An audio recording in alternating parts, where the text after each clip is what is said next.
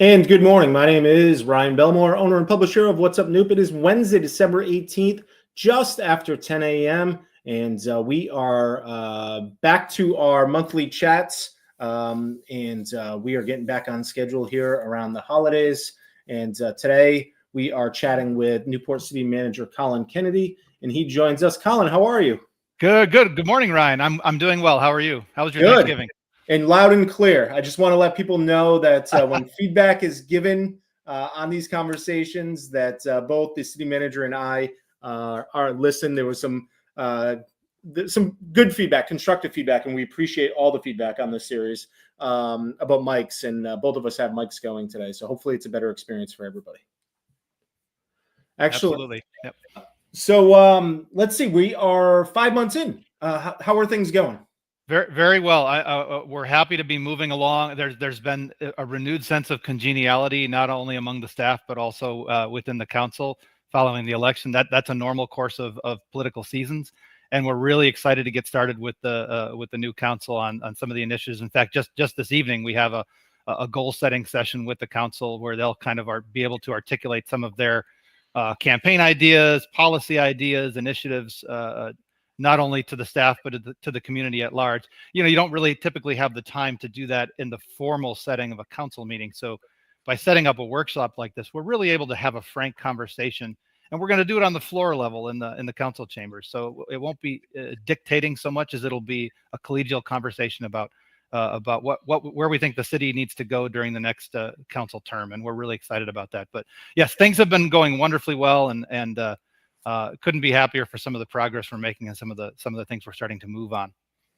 So the new council got sworn in 18 days ago, and you know, when it comes to this, do things change drastically? You know, you just started in July, and then all of a sudden, new council. I mean, has there been a drastic change because there's a couple new members, or there's only been one meeting, so not much change? Yeah, I would say I wouldn't. You don't feel the drastic change because the format of the meeting doesn't change, but I think having some of the tension of the election off, and that tension, again, that's normal. I'm not blaming anybody for it. That's the nature of politics. But having some of that tension relieved so that we can have this renewed feeling of let's get back to work and do exciting things for the city of Newport. That's what you notice. You can feel it in the air, and it's really, really exciting, and just makes you enjoy going to work that much more when you get up in the morning. And how do you, the workshop is open to the public this evening for those who want to participate. How do you participate? How do you get your goals and what you want to accomplish next year? Is it during this meeting, or did you work with some of the council members to come up with some ideas ahead of time? So for tonight, it's mostly going to be the council members talking to, and providing information to the staff, which will generate a dialogue and some give and take, but it will be mostly council driven this evening. At a later date, I'd like to present the council the status of where we are with our strategic plan, specifically our 5 strategic plan outcome area groups. They've been meeting since September on the strategic plan that our consultant and us unveiled at the end of last summer. And so some lines of effort and some key performance indicators are beginning to emerge from that process. We've had a touch point visit from our consultants. They were very, very impressed with the work that we've put into it thus far. And so at some point at a future date, probably in February or March, we are looking to have either a workshop or at least a quick during a normally scheduled council meeting, at least some kind of an update, a city manager communication about the efforts that have been undergoing with those 5 outcome area groups. But tonight, the focus is mostly from the council to the staff about their initiatives. And I think what we'll find is that many of the things that they're thinking about or interested in are probably things that we're either already working on or are part of our strategic plan output. Now, we may also receive some things we hadn't thought of before, and we welcome that as well, because strategic planning never ends.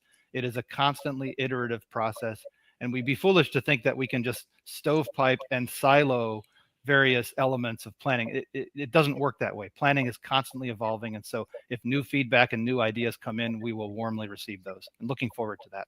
Maybe a new name for strategic planning. It's something, I don't know. It's not always the most exciting thing to hear. It makes sense that it's called strategic planning, but I've been on very many nonprofit boards, and when you get put on that strategic plan committee to build up a strategic plan, it could be a little so. Some 80% of people probably think it's boring, but there's 20% of us who are nerds who really love a good whiteboard exercise. But you're right. Maybe it has a stigma to it, but it's all for very altruistic and positive reasons, looking downrange and thinking about what we want to look like 10 and 20 years from now. Speaking of exciting, as well as nerds, as well as, I don't know, I can't come up with enough names, but I assume you were happy with the result of Navy versus Army last week. I couldn't have been prouder. That was an amazing game. It's nice to break a losing streak. Now, I don't have too much of a leg to stand on. Navy won 13 years in a row at one point, and so I guess we needed to give Army a few victories. But it's been a few years, so it was nice to get back in the win column. It was a great game. Touching base on a couple news items of the week, came up Saturday, big data breach across Rhode Island. Anything the city's doing extra to prepare, or anything that residents should know on a city level about the breach? Yeah, I appreciate the question. We are helping. This is mainly a state-driven effort. Rhode Island Bridges is a state program, state assistance program. And so what all of the cities and towns in Rhode Island are being asked to do by the governor's office is to help them promulgate the information. So to the extent that you're seeing information on our social media pages and other outlets about the data breach and about the advice coming from the governor's office, that's a courtesy to the governor to help promulgate that information so that it reaches the maximum audience possible. But the city does not have a social services arm. We work hand in hand with many of our community partners, but the data breach itself is independent of the city of Newport. And so our extent or our participation in it is mostly assisting the governor's office and getting the word out to our local residents. It's a good reminder. Recently, before this breach, I had a couple weird things happen, and I had gone and hired a service to kind of lock down everything and look for, just what's on the dark web, and how many times a day my phone rings just by being on the internet is insane. So it's a good reminder to everybody, even if you don't think you might be breached, is maybe going in the new year is take a look to make sure everything looks good and safe and locked up, and where your information. Change your passwords. Password hygiene. Consider pursue applications if you use them that encourage two-factor authentication. It takes a few extra seconds, and it can seem monotonous, but that extra step when you have to have when you type in a password and then your phone is sent a signal asking for a 6-digit code, that extra step makes it exponentially more difficult for a hacker to get into your information. So things like that, small things that we can take, that the governor's office is encouraging us to do, not only for Rhode Island Bridges, but for any information system that we share personal information with. They're just generally good habits to get into. Yeah, and I shouldn't put this out on the internet, but I had an audit done of my passwords, and it said I was using the same password on 43 different websites. So went and changed them all. So now it's a different password everywhere. So at least if they get into one, they can't get everywhere. So it's a good, this breach is a good reminder that everybody should be taking these precautions every day. I guess we'll stay in the past here for a minute. Cogshell School was the 90-minute topic of conversation during a 2.5-hour city council meeting last week. Didn't hear too much from you, but wondering what you took away from that. What do you think is next for Cogshell School? Do you have an action item? Is it going back to the drawing board, or is it just going back to the developers? Yeah, I would say, first of all, I'd say the phone started ringing off the hook 5 minutes after that meeting adjourned. I mean, the mayor was getting calls, I was getting calls, the solicitor was getting calls. So clearly the interest in not letting this, go to sleep again for another 9 months is palpable. So I would view the result of the council meeting as a public element in the negotiation process that simply had heretofore been fairly private behind the scenes with the council in executive session while we were dealing with the legalities of the purchase and sale agreement and the negotiations. So the developer felt that they were in a position where they could put it in front of the council. I'm sure they were hoping for a different result, but it did fail 4-3. But because of that, I think now, like any good negotiation, the parties go back to the drawing board and see if there's a way that we can conquer some of the concerns that the council had raised during that session.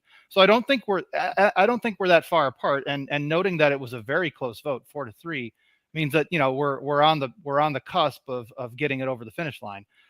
So we're going to give the kind of the right of first refusal to the developer who submitted the bid that is currently the winning bid. See if they're willing to make some adjustments to their offer. If not, we would most likely go out with a new request for proposals, but we would put a short window on that in an effort to get this moving again very quickly. Nobody, either council or staff or solicitor's office, wishes to see this linger again.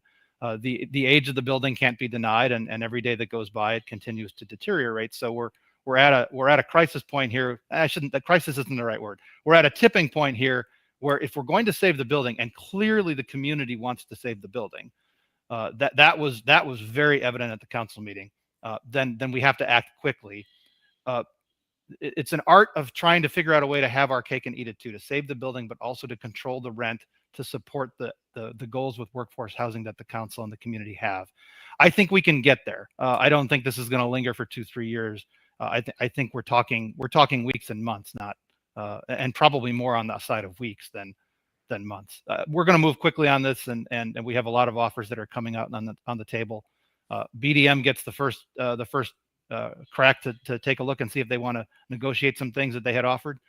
If that's not feasible, there's no hard feelings. We will just put it out for a new RFP, and I think we're going to get a lot more interest than we have in the past. And of course, no matter what happens, it still goes back in front of city council before any action takes forward. So no matter what happens in the process, it still has to go back in from city council. Correct, because what the city council had was a purchase and sale agreement that they voted on. Now that it's failed, we will need to revise the purchase and sale agreement or come up with a new one following a new RFP from a new bidder. Either way, it has to go back in front of the council to be reviewed once again in its new form. And I encourage anybody interested in this to go back and watch the meeting from last Wednesday. This is how business is done. This is how decisions are made. And, it might come off as a little squeamish or ugly, or, you might get uncomfortable, but you're going to hear a great 90-minute conversation where you're going to hear valid points from all 7 city councilors on why and why not. And, that I believe the vote was extremely close, where one councilor, if got their answer, would have probably flipped. So, and you could see that from the public comment too. The public comment was just as evenly split. This was a great example of democracy at work at the local level. And so because of that, we have to go back to the drawing board, but that's what the council's constituents want. And that's what the city staff is being directed to do. And that's our job. And we are absolutely happy to do that, because we ultimately want to get to a solution that's the right decision for the city of Newport. Yeah. Encourage everybody to go back. One thing I'll note, and I hadn't written this down to bring up, but I brought this up with Mayor Holder last week when we spoke. During that discussion, people were mentioning that they had to hire babysitters. They sat through a 2-hour meeting for maybe something on their item. The people that show up for these meetings,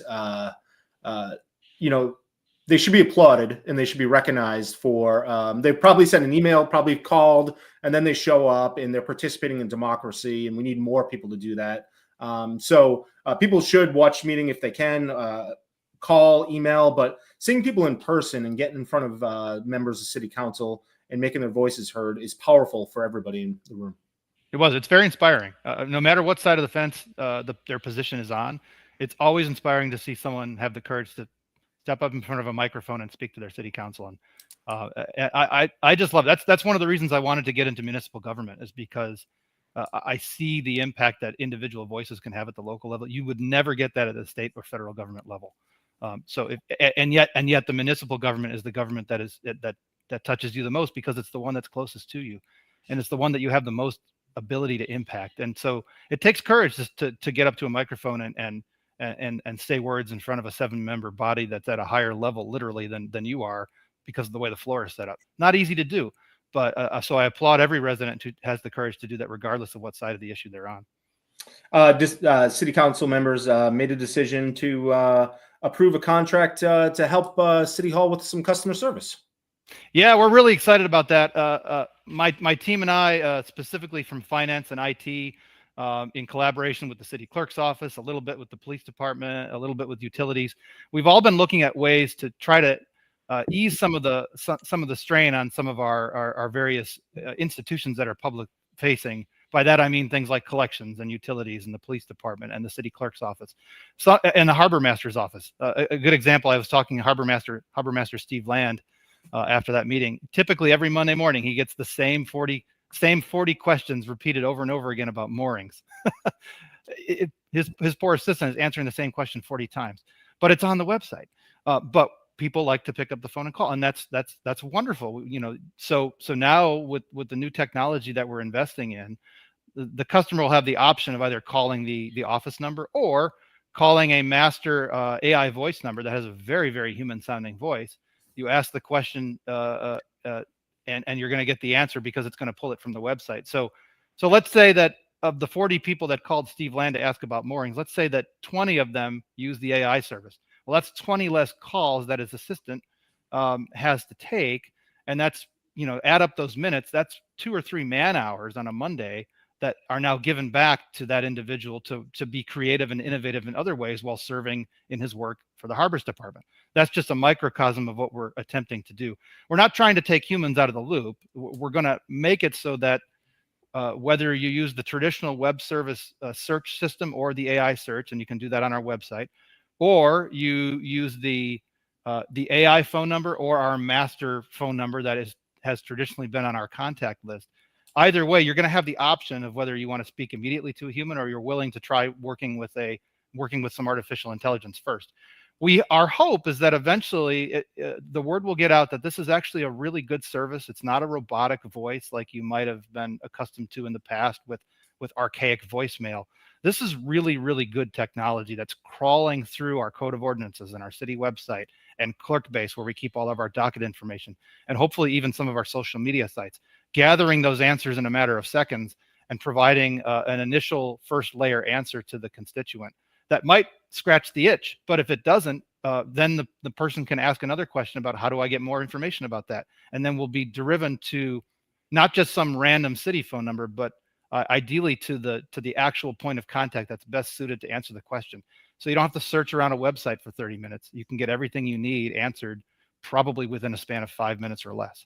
So that's what we're trying to do. It saves man hours in terms of our city staff, but it also provides a lot less frustration, or causes a lot less frustration for our customer base who have legitimate business that they need to do at City Hall. And we're hoping this makes it easier for them to do that.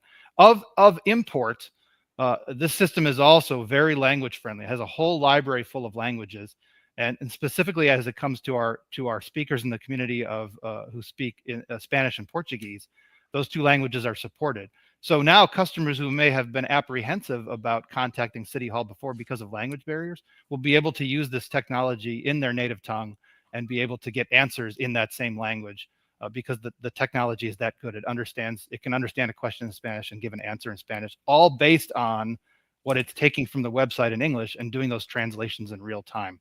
So I think it's going to be a wonderful game changer for the community. Other communities in the country, many communities in the country are embracing this kind of technology, and I'm just excited for the efficiency it will add to our City Hall operating stance. We use artificial intelligence in the business side of our business, and I believe it is a very valuable assistant when partnered with somebody to look it over, and it helps the everyday tasks of something or the questions that we get every single day. It helps in big ways. I assume that you'll be able to control the sources that this tool is going to be able to pull answers from. So it's not just going to pull from the entire internet. It's only going to pull from official sources that the city says these are legit answers. That's exactly right. I'm glad you brought that up. Unlike when you go to Google, it's automatically searching the entire internet. You have to be very specific about your keyword searches. Yeah. This is not that. You can ask a plain language question and be confident that the information is solely being pulled from the websites and any documents that we add to the database that we tell it to. So it's not going to, if you ask a question about Newport, it's not going to give you an answer from Aurora, Colorado. Hmm. it's going to give you an answer based on what we've allowed it to pull and crawl through the information sources from Newport. And that will not include, and to put anybody's mind at ease, that will not include any private information. So our internal files will not be accessible unless we specifically go out of our way to allow them to be. So that puts the human in the loop to make sure that no personal or private information is going to be released. This is solely on our public, solely being drawn from our public-facing documents, websites, and other sources. Well, when do you see this going live? We are hoping by the end. Our target date is by the end of January. We're going to go through some testing with the company after the holidays, middle of January. So internally, I'm going to encourage all of our employees to try to break it. It's one of those things. Go in and test it. Pretend you were a resident asking about a building permit, or asking about how to pay a utility bill, or any number of range of asking how to remove a tree from a curb that you wish the tree warden would take a closer look at. All of those things. You go in and ask those questions. We'll get a feel among the staff of how powerful this technology is, but also figure out where any of our weaknesses are as we test it with our partner Polymorphic, and then from there have it ready to go live to the public at the end of January. Now, we're not going to oversell it. Because one of the advantages of using this technology is because it's drawing information from our website and other public facing sources. Invariably, it's going to identify some weaknesses we may have in the very same. So we'll slowly roll it out, gradually get some public acceptance, but we're not going to blitz a media campaign about it, because we know that we're going to have some inaccuracies in our website that we may not even be aware of, that this will help us make quick corrections to on the spot, so that the information therefrom is accurate for future consumers of it. It's it's gonna kind of rising tides for the entire operation, because there's a general question and the website doesn't already have it. Well, obviously it should. So it will improve the website experience and the information you have, and then it will also give you the answer if you don't have the time and just want to call. Correct, and it's always logging these things. So it's not attributing, it's not copying who you are or who asked the question, but it is copying and logging what the question was. And so that way, if we find out that unbeknownst to us, we have 50 people in town asking the same question every week, well, all of a sudden that's an improvement that we can make to our website, not only to improve the website, but also to improve the AI response for future callers and askers of that question. So it's a constant closed loop feedback system that's going to allow us to improve our services exponentially over time. I think that's I had some other questions, but I think, speaking about questions, it's a good time to get some of the submitted questions. And maybe what we can do is, I don't think any of these could have been answered by the new tool, but let me know if so. Okay. Maybe we'll see. Victor writes in and says, have you met with Carpian Auto Group about the casino area off the bridge? Status with the eyesore, some more. Let me see here. I believe it should be a major initiative to get something done there. Carpian Auto Group, other private properties. How are you controlling that? The ones that you hear a lot about, Carpian Auto Group, the Newport Opera House. How do you push those and nudge those to get something moving? So those are all. So Carpian Auto Group's a good example. We are frequently in touch with them through our ad hoc bridge realignment committee, and also the engineering team that's been working with that committee to ultimately realize the vision for the north end and the urban plan in that area. Carpian Auto is a big part of that. Our engineering firm, Jacobs Engineering, has been working with them, but also with the city and the State Utilities Commission and a whole host of other entities to try to start to develop some renderings for that area. And I've seen a few of them. They're not ready for public view yet, but we're getting very close to that. I think with the thing that folks have to realize about that North End property, for example, is that we can't just put buildings there. There's no infrastructure. There were a bunch of road ramps there for years, and so there was never a need to put stormwater drains and gas and electric in that area. So all of that has to be established, and it's simply, typically it's too much of a hurdle for individual private developers to overcome. So all of that is being discussed in terms of how much the land is worth as we work to acquire it from RIDOT, the Department of Transportation, because right now it's theirs, but they're going to give it over eventually, but we have to come to a fair price. and the lack of any infrastructure plays a role in that. And then we have to find funding for that infrastructure. And some may say, well, Carpianato, he operated a casino, well, it was a casino before he purchased the property. Surely there must be infrastructure there. And the answer is yes, there is, but it hasn't been used for, several years now. And so it has degraded. And so all of that has to be fixed as well. So it's not something you can just turn back on overnight. And the Carpianato group knows this. The pandemic slowed down their operations, but I think that was a blessing in disguise, because it allowed us to catch up with the rest of our North End plan and the ramps project, so that now we can go in together with Mr. Carpianato and his group to ultimately incorporate that property into the broader North End plan. Again, I've seen some of the renderings. They do an excellent job of incorporating stormwater enhancement in that area by creating some green space and by daylighting the Elizabeth Brook. And widening it so that it can handle more stormwater and prevent more flooding.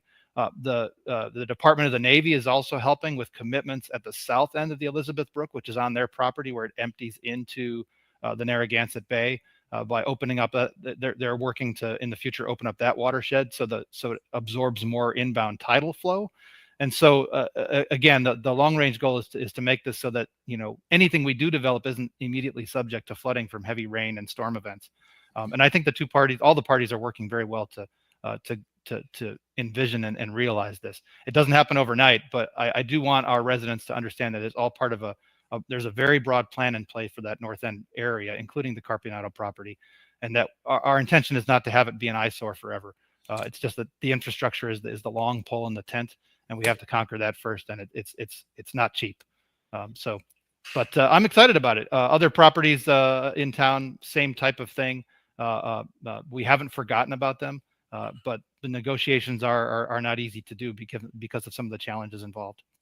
And a lot of them are, private businesses or whatnot. But it sounds like with the North End, for the benefit of everybody and to do it right, everything's going to have to kind of move forward at the same time and around the same time. You need to have a plan before you just build a Carpianato property. You need to know what's going to happen with all of the realignment area. Absolutely. The ad hoc bridge realignment committee, their commission was for 18 months. They are in the process of working on their final report. They will, I think their term ends in May, if I'm not mistaken. So part of their final report will be talking about ideas for a governance structure and seeing if there's an appetite for that at the General Assembly level and at the City Council level. To potentially cede some of the control over that property so that an independent engineering focused body can make less emotional decisions about it going forward. That is a proven model that has proven successful not only in other parts of Rhode Island, but in other parts of the country. The I-195 corridor is a good example. A special district was put together for that project several years ago up in Providence. And if for those of you who have lived here long enough to know what it looked like before and what it looks like now in the area of the India Point Bridge, it worked. It's a functional model that works. And so that's part of their report, is making recommendations is the best way forward in terms of governance over that area going forward. Working with the state on that. We're very excited about it. I wish I could snap my fingers and have the North End developed tomorrow. I can't. There's a lot of work to be done, but by thinking about it now and not missing the opportunity to get the property in whole from the DOT, we are able to come up with a cohesive design that is inviting, is welcoming. It's the first thing you see when you come off the bridge. If you've never been to Newport before, the first area of the city you see is going to be that North End urban area. And if we can make it so that there's a cohesive design to all of the properties, to the mixed use residential development that we're planning to have in that area, to the green space that goes hand in hand with the stormwater management, I think it's going to be a really inspirational thing for folks to see as the first element of infrastructure when they come into town. If we don't do that now, if we don't do the planning right, then we're going to end up with a real patchwork of buildings and individual landowners, and it'll look like the Wild West in terms of like no cohesion whatsoever. So it's important for us to make it look right, and to do that, we need to make sure that we're continuing to press forward with the planning now, which is what we're doing. Let's stay in the North End for a minute, and very close by, Admiral Kalfas Road. Christine writes in, what is the projected date for restriping of road and other traffic calming measures proposed by Rhode Island Department of Transportation? I don't have a date yet. We have to get the state traffic commission to approve that. And right now there's some concerns from the town of Middletown about the impact of what truck restrictions would do to them. They have some serious, as you may know, that they're working on their development of the new Middletown Town Center, which will go up near where the Potsy Field baseball field is now. That's on the corner of West Main and Coddington. And you can imagine if there's a shopping center there, they're concerned about cars turning in and out of that shopping center, both on Main and Coddington, and increased truck flow concerns them. Another concern is they are concerned about the ability to get delivery trucks into their industrial area between down where the YMCA is, between Aquidneck and Valley Road. And right now, if the trucks have to use Coddington, they either have to take a left and then a tight turn on Valley. That's not a good intersection. Or they have to turn right and left on East Main, which you have all of about 150 yards to do, and that's hard enough for a car, much less a semi. So I'm sympathetic to Middletown. I understand that I work for Newport, but I also think we're better as one island going in this together and making sure that we both get what we want out of it. So it's not super easy, but we are working very, very hard with Middletown and the Rhode Island DOT to come to an agreement, and we're not letting this sit for a year. I'm actively speaking with the Rhode Island DOT representation right now. In fact, they're meeting to talk about this today. And then their representatives will get both Sean Brown and myself some feedback. And ideally, I think the best way to move forward with this, to not let it drag, will be to get some kind of mutual working group together between Middletown and Newport to iron out our differences so that we can come up with a positive solution. Whether that be some kind of just a joint staff meeting or a joint council meeting remains to be seen. We'll know more about that once I talk to the DOT and Mr. Sean Brown does as well. But we are looking forward to getting on the same page with Middletown so that this doesn't linger. The key is we can't do anything until the State Traffic Commission approves it, and emotion alone will not survive the State Traffic Commission. They are a very engineering focused body, and they will quickly take all emotion out of the discussion and start asking about raw data and facts. And if both communities aren't in agreement with what the data and the facts show, then we will lose, and we will not ultimately achieve anything of the outcome that we wish to have in terms of the bike lanes and the truck restrictions. So we have to do it right. And that's I know folks are very interested in the speed of this and getting it up. It looked initially like it may happen really, really fast. It may still, but it won't happen at all if we don't get it approved by the State Traffic Commission. And if Middletown raises some serious objections, then it's much easier for a public body to say no than to say yes. And so we have to get it so that both of our communities are in a position where the body is comfortable saying yes. Sticking on the roads, theme of the day. What is the plan on David writes in, what is the plan on resurfacing new sidewalks on Tilley, Congdon Avenues? Are speed bumps planned to slow street speeding? I don't know if that's very specific, but maybe overall, what's going on with the roads? Yeah, sidewalks, I would have to, I don't have the specifics on those particular sidewalks. I would need to work to ask my city engineer that question. As for the roads, the speed bumps, we have a few mobile speed bumps that we put on Hillside Avenue seasonally, but as you know, you may have seen they've already been removed because we're getting ready for the snow season. They do interfere with plow activity during the winter. And generally speaking, studies have shown that speed bumps are not terribly effective at reducing speed because people tend to either go around them on curbs or to simply speed between them. They're almost, in some senses, they work sometimes in parking lots and other places, but on streets, studies have shown nationwide that they can they're neutral at best and sometimes can cause more problems than they solve. I will say that following the council resolution, I want to say it was at the end of October, there was a resolution put forward to look, I think from Councilor Carlin, to look into some ways to support additional funding for some infrastructure, or for some traffic equipment. So some additional trailers, additional signs, and additional of those warning speed signs that are posted around town. We've received all of that equipment now. We found a way to work it into our capital improvement program funding pot. So we spread the cost over the life of the equipment, and that equipment has been purchased and received, and it's starting to be fielded. Just on my way to work today on Broadway, I noticed several new pedestrian signs that have been placed in the crosswalks on Broadway. So while it may not be speed bumps, helping to increase our ability to collect data on certain roads because we have more trailers and more signs now is going to ultimately help us target the enforcement that will help us keep our roads safer going forward. Ultimately, enforcement is truly aided by either technology or by direct enforcement from police officers. The General Assembly, they might be considering some additional technology that enabling legislation for communities to use. We'll know more about that once the Assembly adjourns for the year. Also, on a positive note, on Friday, we're swearing in 2 new police officers in the city of Newport who are just graduating from the police academy. We are actively searching, looking for other hires, both in terms of transfers and in terms of folks who want to try policing as a career and go through the police academy. So while we're still kind of even in terms of new accessions and retirements, we're not making a whole lot of headway.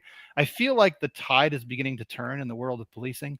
And I just encourage anyone who's listening, who's ever thought about the potential of public service as a career, to maybe take a look at the profession of modern policing. It's a wonderful way to make a living and to engage with your community, and also indirectly it will help with things like traffic calming and control if we have more officers available. I've still got about 8 or 9 open billets in my police department, our police department, that are unfilled because we just don't have enough people coming in compared to who's leaving either by transfer or retirement. So we need some more folks, and we're hoping that that will improve. And it looks like it's beginning to improve. But I always put a plug out there because I'm just a huge fan of all things public safety, and doing that as a career is a very noble profession. Paul writes in about the Gateway Center. I saw a news item about 9 months ago or so regarding parking facility where the bus station is. Adding even more spaces above the open parking lot would seem to make more sense. Are we in danger of a development there that would impact the number of parking spots there negatively? No, yeah. there's no. I haven't. Unless this was something that simply hasn't crossed the radar since I've been sitting in this seat. There is no thoughts about decreasing any of the available parking out there at Gateway. In fact, the city draws a lot of revenue from that parking lot, and it's a critical node in terms of our ability to control traffic and congestion downtown. So absolutely not. That parking lot is there to stay. I would have to ask my staff if there's any thoughts about expanding it. I haven't heard that, but to the extent that we'd be giving up on any of that parking, absolutely not. There's outside of the parking lot, there are some things we may be doing in the vicinity of the surrounding sidewalks around the aquarium or at the hotel there, but the parking lot itself is it's not going anywhere, and we're not losing any spots. Ashley writes in, she lives on Spring Street, constant construction, works from home often. I'm summarizing the question because it's quite long. Often it's loud, interrupts quality of life and work, interrupting virtual calls. Question, why is there no notice provided to residents about these construction dates? Letter in our mailbox, for example. It seems as if the city fails to realize the ongoing impact of construction on residents. Kind of, how is improving notification on city? I assume this is city construction projects. That's what we first have to identify. Is this a city project or are they building a new house? But what can we do about communication? Yeah, no, absolutely right. I'll answer the second part of the question first. Sometimes it's not city, and we are working very closely with our partners like Rhode Island Energy, who often does gas and electric work that involves some pavement work, to help us get a little bit more advanced notice so that we can get that out. But the city bears some responsibility for that too. Whether we know about that from our third parties in advance or it's our work to begin with, we do recognize that that's an area we can improve on. I think we're pretty good when it comes to major arteries, but some of the smaller streets, maybe not. I've heard some of that commentary over the past several months, and I think it's an area we can get a little bit better on in terms of public notification. Sometimes I think we put a lot of this out on our social media, but I think sometimes we have to take a step back and realize that many of our residents just are not active on social media. So it's not the end all be all. To some extent, we have to make sure that we provide information in other ways. There is a cost every time you do a mailing. There is a cost. we're happy to do that. We're well budgeted for various types of mailings, but there's a cost involved. So that has to be weighed against the magnitude of the project and the duration. Are you getting the best bang for your buck in terms of using the taxpayer dollars to provide that information? So all of these things go into the calculus, but to the extent that we can look at ways to improve that, we're not adverse to that. And that's a fair critique to make. It's very respectable, and I'm taking it under advisement, and we'll continue to have discussions with my staff about it. But I do appreciate the feedback, and it's perfectly valid. I'm going to combine. We have two more. I'm going to combine Olivia and Ashley's here. In the North End, residents pass needs which require that residents' voices be concerned in major development decisions projects. Why is this not a citywide effort? For example, there are many upcoming development projects that residents were given zero information about until they were passed. For example, Bellevue Plaza becoming a hotel parking lot. Point of note, nothing there has been passed. As a resident, I expect the opportunity to voice concerns. And then adding on to that general theme, Olivia says there is deep concern about fear about the hotel being planned at 181 Bellevue. Can the city put something on their websites when there's big developments, projects going on in the city? Yeah, I think the best way. So in essence, we do. It's just that it's not going to be splashed across the homepage. So what I think the best advice I have for folks is to pay close attention to what's going on with the planning board and the zoning board, and those two boards are professionally driven boards, and hear a lot of different information from these planned developments that the public seems to not notice. I think it's very easy to pay close attention to what's going on with the city council, and rightfully so. But we have these other very important boards and commissions that do a lot of this groundwork that our citizens may not realize are there and when they meet. And some of those meetings are also recorded and available, or at least the transcripts are available because they're public meetings. So if you look on the website and look for the next opportunity to either view or attend a zoning board meeting or a planning board meeting, or check out the agenda. The agendas by law have to be published at least 2 business days in front of the meeting. So you can find out what's going to be on the agenda and decide if you're going to come or not. It allows our citizens a chance to represent their interests at those meetings. I will say for the Bellevue Plaza, it's important to note, you're right, nothing has been decided on that yet in terms of a vote. Largely that project has progressed because it's in a general business district zone, which are allowed to host hotels by right. So we would literally need to change our ordinance and change city policy in order to preclude that. Now, would we consider doing that? I don't want to speak for the council. That idea has come up in the past, and it may continue to come up. It's certainly a valid idea to see if there's restrictions we want to place on some of our zoning laws. But as they stand now, these are general business zones, and the development of hotels are allowed by right. And so that's why largely there's little that the city can do to prevent that, as long as it meets planning and zoning requirements. Good point there.